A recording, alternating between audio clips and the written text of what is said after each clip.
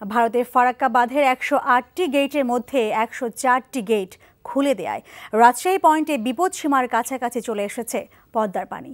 শনিবার সন্ধ্যা ৬টা থেকে রোববার সকাল ৬টা পর্যন্ত ১২ ঘণ্টায় রাজশাহী পয়েন্টে পানি বেড়েছে ৬ সেন্টিমিটার। রোববার সকালে পদ্মার পানির উচ্চতা ছিল ১৮.৪৬ মিটার, যা বিপদসীমা থেকে মাত্র ৪ সেন্টিমিটার নিচে। এদিকে পানি বাড়ায় নগরীর নিচু এলাকাসহ বিভিন্ন স্থানে বন্যা দেখা দিয়েছে। হুমকির মুখে পড়েছে শহর রক্ষা বাঁধ।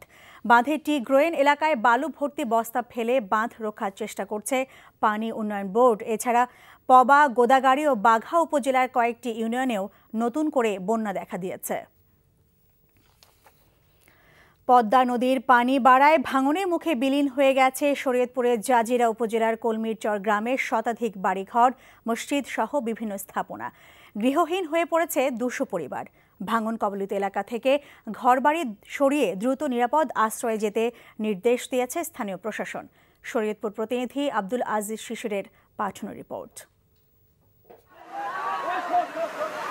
এটি জাজিরা উপজেলার কুণ্ডেরচর ইউনিয়নের কলমিরচর গ্রামের নদী ভাঙনের দৃশ্য। বৃহস্পতিবার সকাল ১০টা থেকে সন্ধ্যা ৬টা পর্যন্ত মাত্র ৮ ঘণ্টায় পদ্মা নদীতে বিলীন হয়ে যায় এই গ্রামের শতাধিক ঘরবাড়ি, মসজিদ, রাস্তাঘাট ও গাছপালা। চোখের সামনে এভাবে সবকিছু বিলীন হতে দেখে কান্নায় ভেঙে পড়েন অসহায় মানুষগুলো। গত কয়েকদিনে পদ্মার পানি বাড়ায় নতুন করে ভাঙন দেখা দিয়েছে এ জেলায়। ২০ দিনে গৃহহীন হয়েছে ৬০০রও বেশি পরিবার। খোলা আকাশের নিচে ঠাঁই হওয়া পরিবারগুলোর এখনও জোটেনি মাথা গোঁজার আশ্রয়। আর ভাঙন আতঙ্কে দিশেহারা অন্যরা চেষ্টা করছেন শেষ সম্বলটুকু রক্ষার।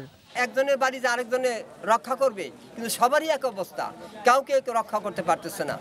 করুণ দৃশ্য। এরই মধ্যে ভাঙন কবলিত এলাকা পরিদর্শন করে ক্ষতিগ্রস্তদের সহায়তা ও পুনর্বাসনের আশ্বাস দিয়েছেন জেলা প্রশাসক। প্রবল স্রোত, এই স্রোতের কারণে ভাঙনের তীব্রতা বেড়েছে এবং পানি যত কমবে ভাঙন আরও বাড়বে বলে আমরা আশঙ্কা করছি।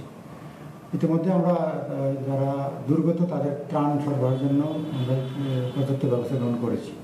স্থায়ী ব্যবস্থা না হওয়া পর্যন্ত ভাঙন রোধ সম্ভব নয় বলে নিজেদের অপারগতার কথা জানান পানি উন্নয়ন বোর্ডের এই কর্মকর্তা। সঠিকভাবে কাজ না করলে কোনো কর্মে এগুলা রোধ করা যাবে না, এবং পাশে বেড়িবাঁধ যদি না দিই তাহলে পানিতে জনগণের জানমাল ইত্যাদির বহুত ক্ষতি হবে। এখনই স্থায়ী ব্যবস্থা না নেওয়া হলে একসময় হয়তো পুরো জেলাই বিলীন হয়ে যাবে পদ্মায়, এমন আশঙ্কা এলাকাবাসীর। NTV news desk.